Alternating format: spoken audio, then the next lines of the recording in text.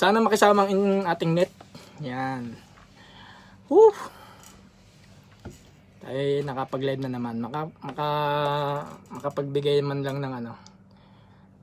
Share to group. Huwag na. Patay tayo ng ating viewers. Mahal, nasan yung cellphone na maliit? Papatugtog ako. Sarap yung ano eh. Yan ang ating pong number 1 fanatics. Ang ating antay-antay lang tayo ng ating mga kasamahan. Thank you for watching, Mr. Jason Blair, si ang ating kaibigan dyan sa nasa na kaya ngayon to si tropa. Comment ka naman dyan pare Jason. Ayan, magbibigay lang tayo ng mga ilang reaction tungkol dyan sa nangyayari sa atin sa Pilipinas. At syempre ganun din naman sa amin dito sa ibang bansa. So marami po tayong pag-uusapan, pagkukwentuhan lang muna. Kwentuhan lang ho tayo. Kasi nakakalungkot din naman. Syempre po, meron po tayong mga nangyayaring hindi natin inaasahan. Like number 1 nating maging usapan ang yung nangyari sa ABS-CBN. Syempre ako po naman hindi naman talaga against o hindi naman ako talaga anti-ABS. Okay, parang Jason, shout out dyan. Yan po ay taga Barangay 3 dyan sa amin sa Palengke, sa Lipa City po. Ayan. Thank you for watching, Tropa Kids. Okay, mga kababayan, bibigyan lang po natin ng konting reaksyon at saka konting dagdag kaalaman para sa ating mga kababayan about dyan sa nangyari sa ABS-CBN. Alam nyo po, ako na may panatik din ng ABS-CBN ever since. Siyempre, marami po ako natutunan dyan. Napanood. Lalo ng kabataan ko, yung Batibot. Sesame Street. Tuwa ho ako dyan.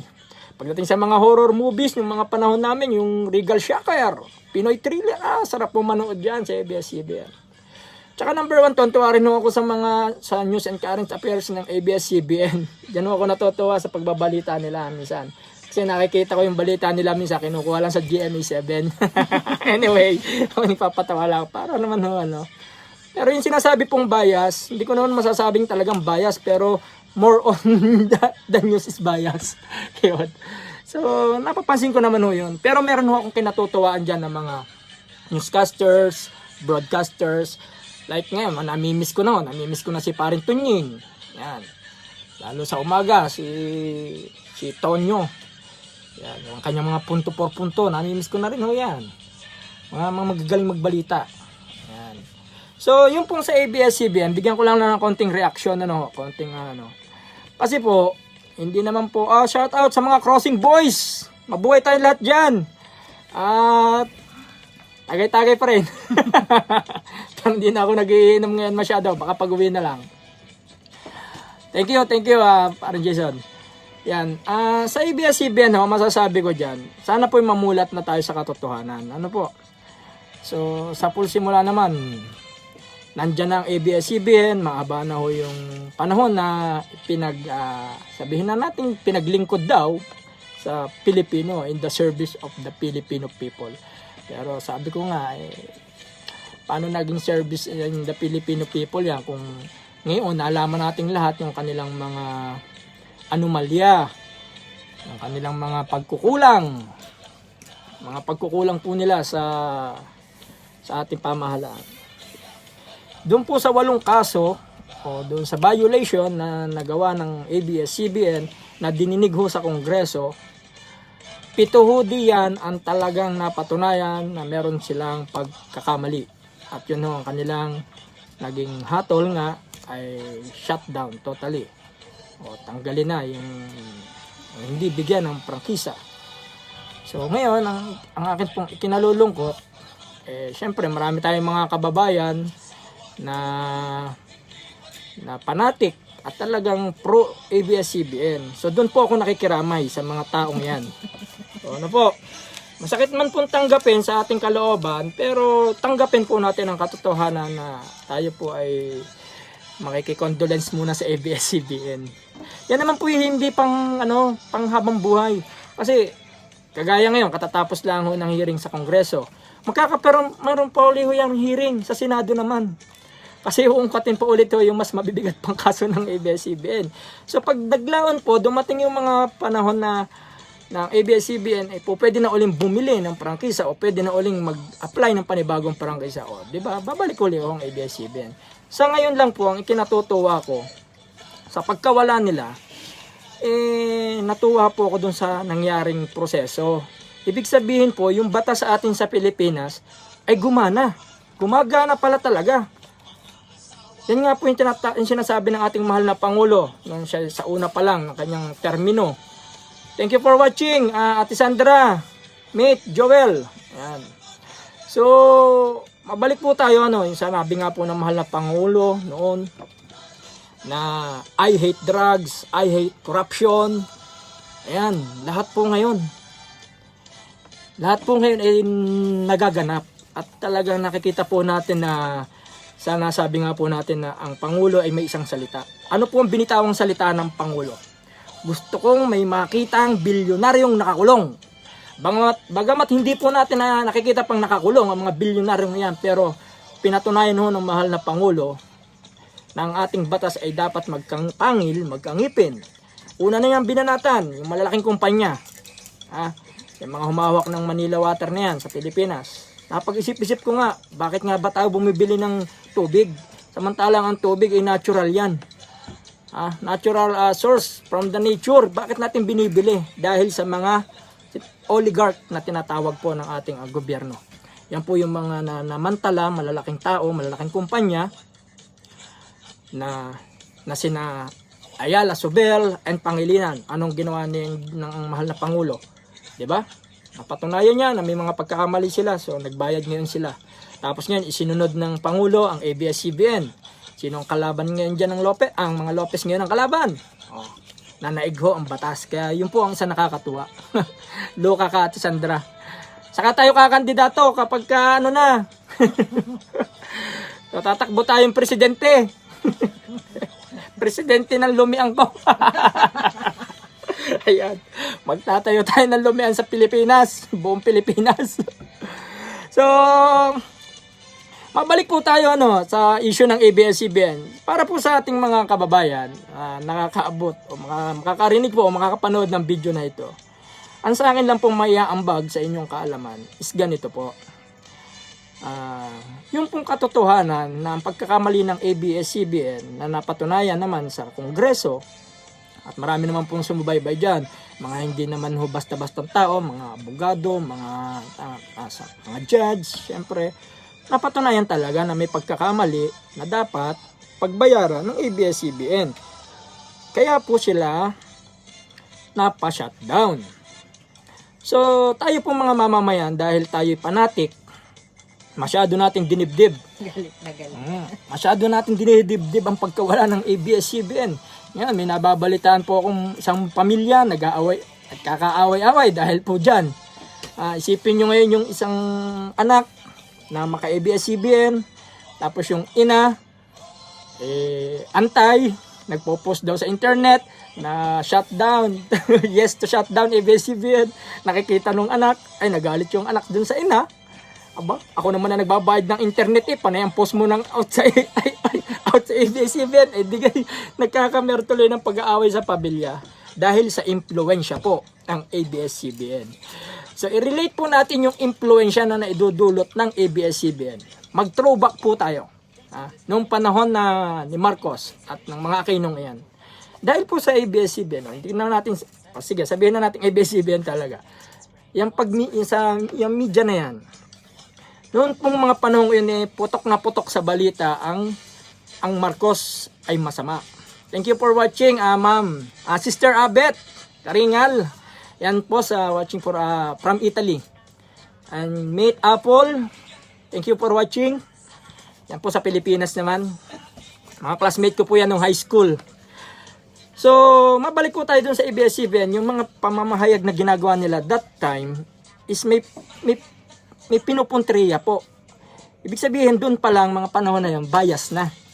So, idiniin nila ang mga Marcos, ang kanilang mga maling pagpapahayag. pinabango naman na lang pinabango ang mga Aquino. Yan naman po hindi sa akin ang galing. Linawin ko lang po, baka malay-bill naman ako dyan. Ano po, lilinawin ko lang po. Dahil yun po yung sa ating mga nare-research na papanood natin, like kayo po, mag-search kayo sa YouTube, manood po kayo. Bakit po tumatak sa isip natin na ang Marcos daw ay bad? Lalo na po yung martial law na ginawa. So na-highlights lang po sa media, pinasama po ng media yung ginawa ng Marcos. Pero kung tutusin, hindi pala masama. Kasi ngayon ko napag-isip-isip nga, yung binitawang salita ni President Ferdinand Marcos, former president, after 20 years daw, pagkatapos ng kanyang panunungkulan, ang Pilipinas ay babagsak ang ekonomiya. Nangyari nga po dahil sa pagkawala niya. Tapos ano yung sinasabi ng media? Diktador daw. Diktador daw po. So kaya nag-martial law, tapos pinalabas ang martial law na napakasama ng batas martial law yan, batas militar niyan, marami daw namatay. Lalo na dyan sa Mindiola. Pero ngayon, sa mga nare-research ko nga, napapanood ko, hindi naman pala talaga Marcos ang may kagagawan yan. So pinibintang lang ng ibinibintang sa mga Marcos. So nasisira ang Marcos dahil sa media na kaalyado ng administrasyon that time. Yung magiging administrasyon that time. Na yan na po ay walang iba kundi ang Aquino. Ang mga pinagsisigawan ngayong dilawan na sinasabi. Ano po? So, madaling salita po, dahil sa ABS-CBN yan, yung kanilang bias na pamamahayag, isa na po yung violation yan. So, although tayo nasa democratic country, pero sumobra naman po yung pagiging, yung pag-ano nila ng demokrasya, inabuso nila. Yan. At thank you for watching.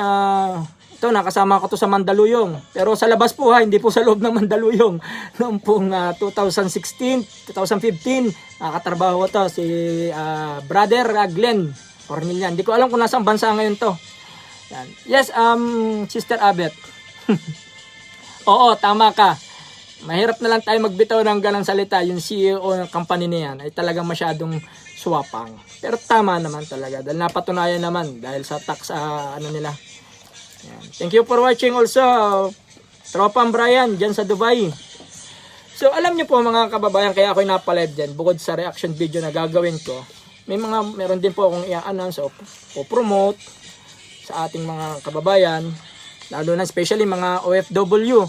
At try nyo pong silip-silipin ng konti yung aking FB page, yung aking nasa Pinas ka pala, paring Glenn. Okay. Keep safe always ingat dyan, ingat. At balita ko talagang meron pa rin mangilan-ngilan na tayo dyan, kaso ng COVID. So, dito po, mabalik tayo sa ABS-CBN mga kababayan, So, ito na nga po, natanggalan na sila ng prangkisa at sinasabing pinatay na, tinuldo ka na yung kanilang pag-renew this year or next year. Siguro mga after 2 years, baka pwede na uli silang bumili ng bagong prangkisa o kumuha. Kasi yan naman yung pribilehiyo yan hindi naman yun talaga So, kailangan nilang dumaan ulit sa proseso. Ewan din lang natin kung Lopez pa ang magmamanage. Kasi kung Lopez ulit ang magmamanipula ng ABS-CBN, baka ganun din. O sana natauhan, magbago yung kanyang pamamalakad. So, pwedeng maging ganun. Ano po? So, number 1 po, tayo ay nakikiramay. Condolence po sa ABS-CBN. Antayin po natin ang muli yung pagkabuhay. Sabi ni Brian, pare, hayaan nang wag nang magbukas. Oo nga kung tutusin naman, pwedeng wag na nga, hindi lang naman sila yung network Tsaka hindi naman natin kamamatay ang pagkawala ng ABS-CBN. Hindi naman po natin yan ikagugutom, mga kababayan. So mas maganda pagtuunan po natin ng pansin yung ating mga sariling buhay kaysa sa tayo lagi ng nagpapahikayat, lalo na sa mga artista ng ABS-CBN na nanghihikayat na kayo'y lumabas, tayo ay manawagang na ganyan, ganito, ibigay ang prangkisa ng ABS-CBN. Namulat na po ang ating mga kababayan, sa totoo lang. Talagang sa laki po ng naging ambag ng ating mahal na Pangulo, namulat ang maraming Pilipino sa mga katotohanan.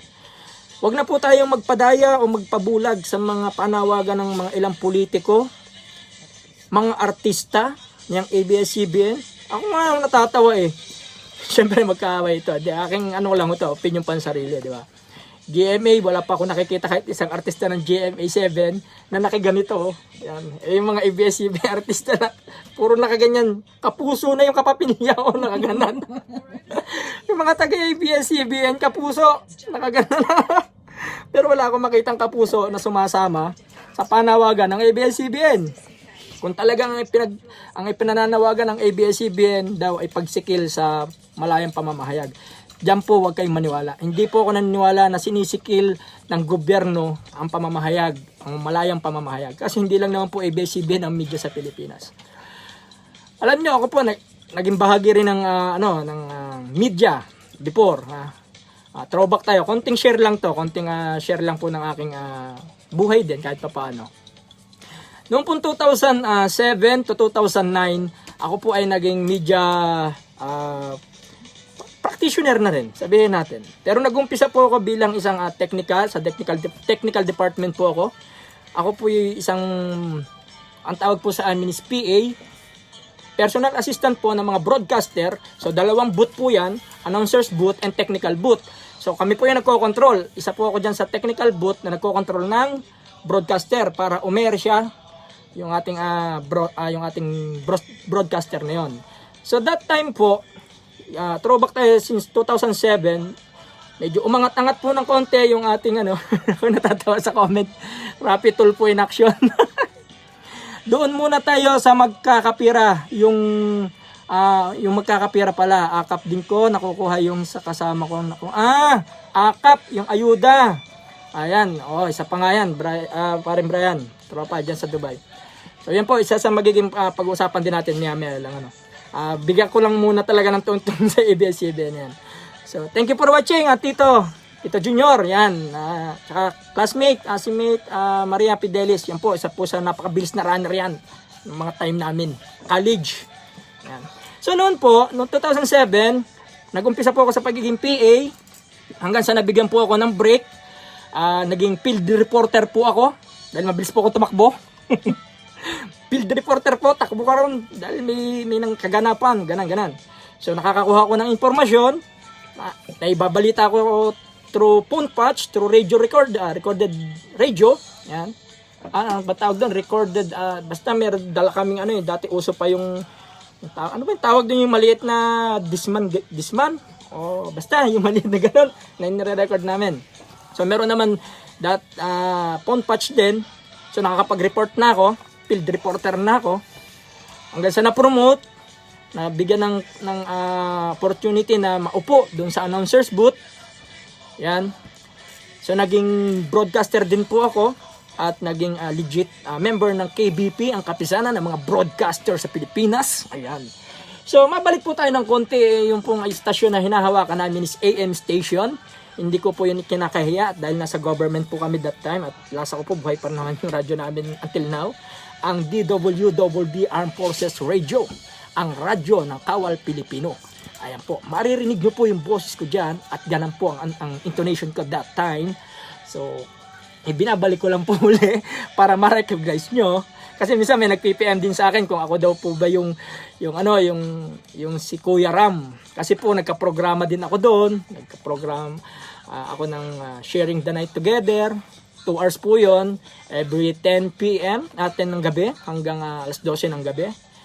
Tema ng aking programa is sharing. Kaya nga yung Sharing Tonight Together. Share nyo yung love life. Yan, mga ganyan. Parang DJ Mango. So, that time, mabalik po tayo sa pagiging media. Kami po noon, pag nagbabalita, ang amin mong pinaiiral para hindi tayo matawag na bias. Ganito lang po yung kasimple. Hindi na po natin kailangan maging bias. Ang tunay pong pagbabalita is 5W and 1H. Ganun lang po kasimple ang pagbabalita. Ibig sabihin mo ng 5W, what, when, where, when, who. At ang 1H ay how. Ganun lang po kasimple. Ibabalita mo sino yung alam ba, isang aksidente. Na-aksidente si ganyan. Di ba? Who? Saan? Where? Kailan? When? Paano? how. Tapos ano? What? Di ba? Ganun lang po yung pagbabalita. Kasi sa pagbabalita, sinamahan nyo agad ng mga komentaryo, opinion, yan na, nagkakalit-chilit na. Kaya nagkakameron ng bias. Sa pagko-comment, meron ka na idadown, meron ka namang iniaangat. So, yun po kaya naging bias. So, yan po isa naging kaso ng ABS-CBN. Pare, buo pa kaya ang cabinet ko sa Mandaluyong? Akala ko cabinet number na yung tinatanong mo. Hindi ko na yan alam dahil matagal na tayong nawala doon. Yun ang aking comforter, hindi ko na nga alam kung inubos na ng surot eh. Throwback ka rin pare, Mandaluyong. Thank you for watching, Shai Perez, Jane Villaluz, si Jane to Ayan. At saka ito si friend, in-check watching. In-check ba yan? O Chinese yung kanyang hindi natin. So, ngayon po, balik po ulit tayo sa ating topic sa ABS-CBN. Number 1 muna po, bukod po sa ako'y nakikiramay, sa nangyari sa ABS-CBN. So, naabot ko po yung aking pakikiramay sa kanilang nangyari. Ngayon naman po tayo, mapunta tayo sa pagpapasalamat. Yung ginawa ko, ako nga pala ang gumawa ng cabinet mo. Yan mo na, bigay na natin yun sa mga nakatira ngayon doon. Parang Glenn, yan. So ngayon po ako nagpapasalamat naman unang-una kung paano po nagkameron ng usapin ang ABS-CBN. Pasalamat po tayo mga kababayan kay walang iba kundi ang pinakatigasin at matikas na lalaki na unang tumayo sa ABS-CBN. Walang iba kundi si attorney, si Solgen. Thank you very much po tayo kay Attorney Jose Calida. Siya po yung kauna-una na nagsampa nga at nagbigay ng cease and desist. Sinasabi ni Coco Martin na tit and detit. Ayan po. So, thank you po kay Attorney sa ating Solgen, kay Attorney Jose Calida. And also kay Attorney Larry Gadon na siyang nagbigay din po ng o isang kumontra o nagpasa ng reklamo diyan sa ating Kongreso at sa Senado para maungkat po nga yan. So marami pa rin po tayong mga pasasalamatan na lalo na po ang ating very good defender, mga kongresista. Nanguna na po sa ating alistahan si Attorney Marcoleta.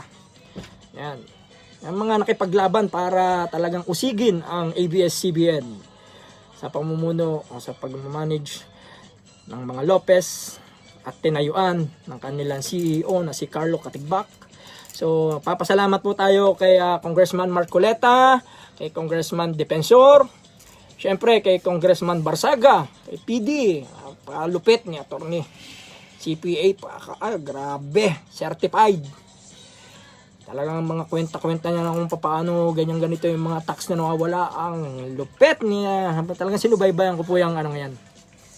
So, kay Attorney Remulla, yan. Yun po yung mga Fantastic Four na tinatawag natin sa Kongreso. Tsaka yung yung pinaka-chairman nila. Kalimutan ko lang pangalan. Paki-comment na lang po kung matatandaan nyo yung isa. Basta nagpapasalamat po tayo kay Congressman Marcoleta, kay Mike Defensor, kay PD Barsaga, kay Congressman Remulla. Salamat po sa inyo at talagang hindi po kayo nagpadala sa anumang tukso, kung baga, ika nga. At doon po sa 70 na bumoto ng yes para wag i-renew, mabuhay po kayo. At hasaan yung sa 2022 ay lilitaw kayo. At doon naman po,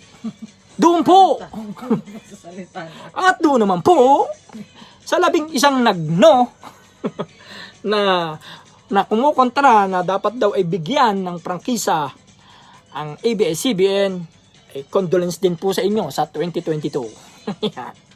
Ay nako, yung 11 na yon. Ito kasing ABS-CBN kaya ako natatawa rito 11, lagi ng 11,000 daw, 11,000 daw ang mawawala ng trabaho.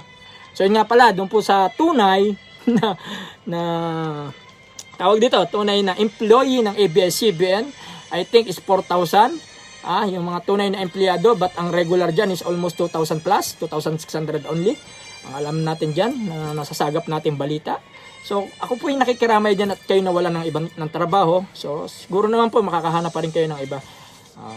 So yun po, hindi naman po ako natutuwa na kayo nawala ng trabaho, pero wala po tayong magagawa. Batas is batas, law is law. Meron po tayong due process na ginawa at napatunayan naman po ng inyong kumpanya ay may pagkakamali. Kaya pinananawagan ko rin po sa inyo na huwag nyo pong sisisihin ang gobyerno. Huwag nyo pong sisihin ang ating Pangulo kung bakit napasara ang inyong kumpanya.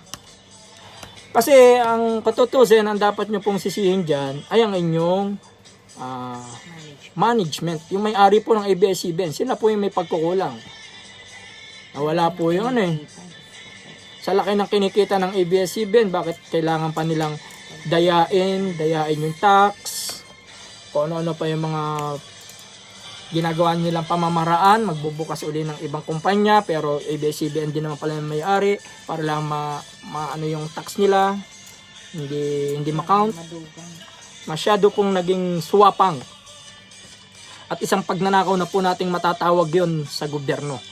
Yan pong pag hindi pagbabayad ng tamang buwis.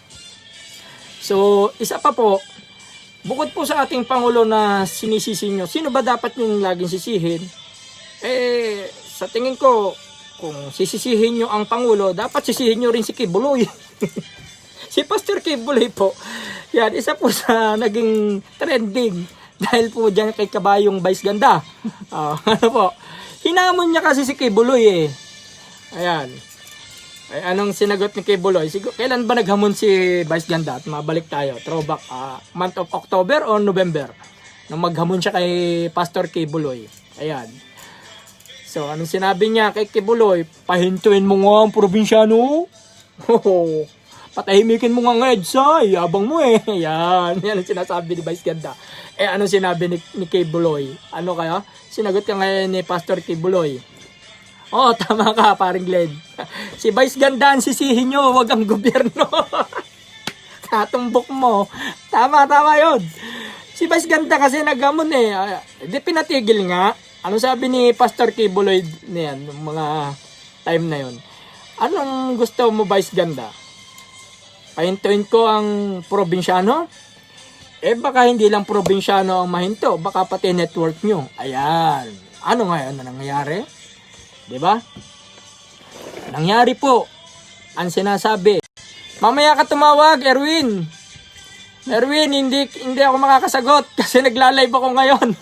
Pinsan Erwin, nagla-live ako ngayon. Manood ka na lang. Ayan.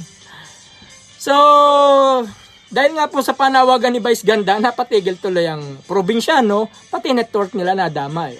Si Vice Ganda ang sisihin nyo, lalo na yung mga nawala ng trabaho. Yan, humingi kayo ng sabihin nyo kay Vice Ganda, magpagawa ng maraming parlor. Ayan.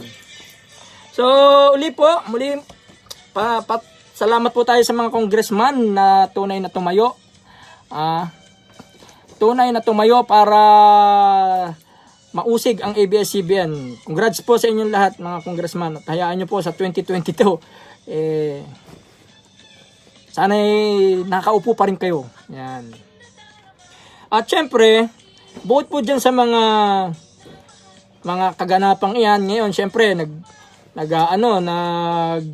thank you for watching, classmate. Si mate Leonard dyan, kaibigan ko yan. Mga kaibigan natin dyan. Ayuda. Hingi tayong ayuda kay Vice Ganda. Oo, dapat nga. Lalo na yung mga taga-ABS-CBN. Yan, kay Vice Ganda. Tsaka kay Coco Martin kayo humingi ng ayuda. Kasi sila yung Yan, si Vice Ganda na yan yung nagpatigil ng inyong network. Humingi kayo ng ayuda dyan kay Vice Ganda. So ngayon po, yung mga artistang yan, nananawagan na naman. Gagamitin na naman yung kanilang mga karisma para tayo ay magwelga. Yan. Makisama sa kanilang pagwelga na ibalik ang prangkisa. Wag na po kayong makinig o maniwala sa mga ganan. Imulat nyo na po yung inyong mga mata at tayo ay sumama sa tunay na pagbabago. At wag na po tayo magpadala. Kung ngayon po nawawala ang ABS-CBN, babalik din po yan. Sa tamang proseso nga lang. So sa ngayon, tanggapin natin ang katotohanan, tanggapin natin ang maluag ang nangyari sa ABS-CBN. Wag na po kayong sumali sa mga kaguluhang ginagawa ng mga rallyista. Yung mga aktivista na yan, yan, ginagamit din ng mga aktivista, ang mga artista, sila nagagamitan para pabagsakin at sirain ng gobyerno. Thank you for watching, Ate Tess Infante, sa Pilipinas din po. Ayan. So, dahil din nga po sa mga aktivista na yan, kaya yung mind conditioning na nagagawa ng ABS-CBN sa ating mga mamamayan hanggang ngayon, ganan. Sinisiraan nila ang gobyerno, ang administrasyon, dahil sa laki ng network nila, nagagawa nila yan. So sana po tayo namang mga ating mga kababayan maging open-minded na. Huwag na po tayo magpadala sa ganyang bagay. At ako rin po ay nawawalan din ng gusto ko rin po iparating sa inyo gaya ng mga itong mga madre na to, itong mga pare, obispo na sumasangkot pa sa political issue at nakikisa pa sa pagsimpatiya dyan. Yan, nakakainis po din na balita na naturingang sino nga gatong madre na to? Si Saint Mary John Manansan, yan. Talagang tumatayo pa kung ano-ano, pati ang anti-terror bill, sinasangkutan nila. Yan. Sina Obispo Sok Villegas, si Broderick, Diyos ko po, Socrates. Bakit ho kayo nakikialam pa? Bakit kailangan nyo pang kumaukaw sa mga ganyang usapin? Nakaka na po yan, samang imahe sa ating relihiyon, sa ating religion. So sana po wag nyo nang pakialaman ang mga politika, ang bagay ng politika. Ang ipagdasal nyo na lang po ay mawala ang pandemic at marami ang gumaling at makabalik na ho tayo sa normal na pamumuhay. Yan ay panawagan natin sa tanang kaparian, sa mga obispo. Yan. Total, malaki din naman po yung nagiging donasyon ng taong bayan sa simbahan. Gamitin nyo po sana yan, makatulong sa mga walang makakain ngayon diyan sa Pilipinas. So, ayan po yung mga nagiging kaganapan sa Pilipinas. At syempre, meron din po akong gustong i-promote sa inyo o ipaalam sa inyo. Tungkol po dito sa ating Department of OFW, yung mga OFW natin sa mampanig ng mundo na natatamaan ng pandemya. So, kung meron po kayong mga kailangan po natin magkaroon tayo ng sariling departamento na magsisilbing boses natin at takbuhan natin sa oras ng ating mga problema. At doon po sa mga naapektuhan po ng pandemya, yung mga nawala ng trabaho, yung mga na-repatriate na. So, antabayanan nyo lang po yung ating PESA ay may ila-launch na dollar program job fair. Diyan po sa atin sa National Capital Region, diyan sa atin sa Calabarzon area. So magkakameron din po diyan ng mga job fair para po sa mga nawala ng trabaho. Abang-abangan nyo lang po yan. Pakisilip nyo lang po yung aking FB account na yan. May mga post po ako dyan regarding po dyan sa PESA program ng PESA na ila-launch po yan. Antayin nyo lang po at ibibigay ko rin po ang detalye niyan para sa ating mga kababayang OFW na nawalan ng trabaho. So wag po kayo mawawala ng pag-asa at meron po tayong kaagapay. Nandiyan po ang MRRD International, OFW International leaders natin na patuloy na umaagapay. Ang MRRD NCC na ating pong kinabibilangan din na sa ngayon tumatayo at nagsusulong po at yung mga iba't ibang grupo, ang OFW veterans na nagsusulong po na magkaroon na maamyendahan ang Department of OFW workers. So, kung magkakaroon po tayo ng sariling departamento, mas madali po ang lahat. One stop shop, ika nga. So, kung tayo po ay may problema rito sa ibang bansa, meron po tayong tatakbuhang departamento natin na siyang mag-aasikaso ng ating pangangailangan, ng ating problema. Kasi dapat po nating mapag-aralan din na kailangan po ang ating sistema ay mabago na. Kailangan pong magkameron ng plano at konkretong plano ang gobyerno sa ating mga OFW. Hindi po tayo against sa government, lalo na kay Pangulong Duterte. Solid DDS po tayo. Ako po ay 100% ang suporta sa ating Pangulo. Dahil nga nalampot meron tayong mga ahensya na siyang nangangasiwa sila po yung ating pinatutuunan ng pansin na nagkakaroon din po ng pagkukulang. Siyempre, hindi rin natin sila masisi sa dami ka naman po ng OFW. Kulang po ang mga ahensya na yan. Sila po ay may kakulangan. So, yun po yung ating hinahangad, yung magkameron ng pagbabago, yung mga sistema at plano para sa OFW. Kasi hindi din naman po biro ang nagiging ambag ng mga OFW sa Pilipinas. Sa 11 milyong OFW po na nagpapadala ng mga remittances at nagiging mga tax payer, napakalaki po na nagiging pondo ng ating mga OFW. Kaya dapat lang po suportahan natin ang ating magkaroon tayo ng sariling departamento, yan DOFW. Yan. Thank you for watching, Brother Ernie. Yan. So, sa lahat po ng mga grupo worldwide, mga leaders, MRRD leaders, yan, na nagsusulong na ang ating Department of OFW ay maamyandahan dyan sa Senado. So, mabuhay po kayong lahat. At sana po mga kababayan, saan mang panig ng mundo na naririnig po at napapanood tong video ko na to, suportahan nyo po ang DOFW. Siyempre, sa pangunguna po ng ating secretary, ang ating pong leader, dyan, sa MRRD. Shoutout nga pala po, Secretary Giling A. Mamujong. So, magandang umaga po at magandang hapon dyan sa inyo sa Pilipinas.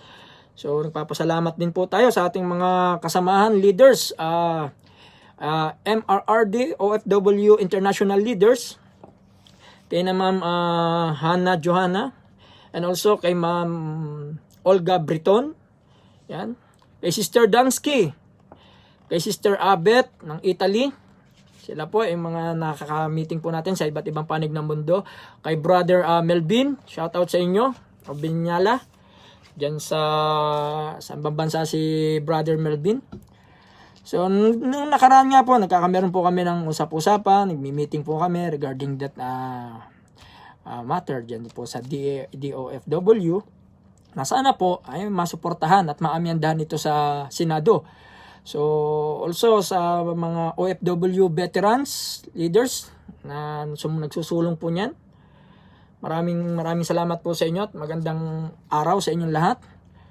So, kay na Ma'am Divina Rosendo, kay Brother Julie Boy, ng saan ba si Julie Boy? Kuwait ba to o Qatar? Yan. Kay Sir Eli Moa, good morning. Kay Sir Kawi, kay Attorney Franklin Quijano. Yan po mga kasamahan natin sa MMRD. At syempre, nagpapasalamat din po tayo kay Senator Bongo sa patuloy na pag-agapay sa ating mga OFW. At saka po, sama na rin po natin sa ating mga pasasalamatan. Yan, sina Attorney Larry Gadorn, Attorney Glenn Chong, belated happy birthday nga pala, Attorney Glenn Chong. Yan, happy birthday po, belated. So, kay Madam Mocha ng OWA, good morning din po. So, yun po mga kababayan, yung pong DOFW ay para po sa ating kapakanan, mga OFW. Saan mang panig ng mundo. Kaya sana po ay mabigyan natin ng pansin dyan sa Senado na kinauupuan ni Senator Joel Villanueva. Sana po buklatin muli itong aming panawagan na to at madinig dyan sa Senado. Ito naman po ipinangako rin ng mahal na Pangulo para sa kapakanan ng ating mga OFW. Kaya sana po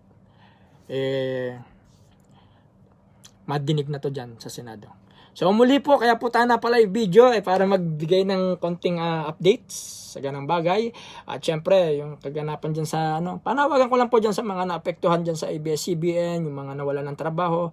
Tama naman din po yung sinabi ni Senator Bato, hanap po ng ibang trabaho, ibang pagkikitaan. So hindi po pwedeng tayo ay laging makikipaglaban sa mali. Mali po ay mali na, wag na po nating ipilit. So hanap na lang po ng ibang trabaho. Ayan. At doon naman po sa mga OFW na na-repatriate, na nawalan nga po ng trabaho dahil sa pandemya, asahan nyo po itong ilalaunch ng PESA, sa pangunguna ng ng ating secretary dyan na walang iba kundi si Brigadier General Chain Plaza na tunay na nag-oorganisa ng yan pong programang iyan para sa mga nawalan ng hanap buhay na OFW. Antay-antabayanan nyo lang po at ipopost po namin ang buong detalye para po sa job fair na gagawin yan. Napakarami pong trabaho ang mabibigyan yan. So antay-antabayanan nyo lang po at napakalaking event po yan. Yan po ay job fair na ihahandog sa inyo ng Department ng OFW. So muli po, papaalam na po tayo. Oy, happy listening. Thank you for watching, brother Harold. Yan po, isa po sa idol ko rin yan. Si Sir Chip. Nakasama ko rin po yan sa Mandaluyong. Pero hindi po sa loob ha. Sa labas lang po kami nagsama-sama ng Mandaluyong. Ayan, isa po sa mga umalalay din sa akin dyan sa trabaho nung kami nasa Mandaluyong. Sir Harold Garcia Hipolio. Ayan po. Shout out sa iyo, brother. Taga Lemery po yan. Nakarating na rin po ako doon sa kanila. Sa kanilang pamilya. Ayan. So, yan po. Sana naman po sa ating mga kababayan, huwag nyo pong sisihin ang ating Pangulo sa pagkawala ng ABS-CBN. Kung magsisisihan at magsisisihan din lang po tayo, ang sisihin nyo po ay yung inyong management. Kasi siya po yung may pagkakamali. Kaya na sinasabi ko sa inyo, hindi po ako anti-ABS-CBN, hindi rin po ako pro. Ang sa akin lang po ay neutral na lang tayo. Ang sisihin nyo yung inyong manager. Sisihin nyo na rin si Vice Ganda kasi kinalaban niya si Pastor K. Buloy. So yan po. At doon po sa lahat ng mga artista, sa mga artista, tama na po ang paggamit ng inyong kapangyarihan, ng inyong karisma. Huwag na ho kayong manghimok ng ating mga kababayan. Tapos na po ang inyong maliligayang araw. Sabi ko nga po ngayon, maraming mga artista ngayon magiging vlogger na lang. Aagawan pa kami. Ako. Dadami ang vlogger na artista. Maniwala kayo.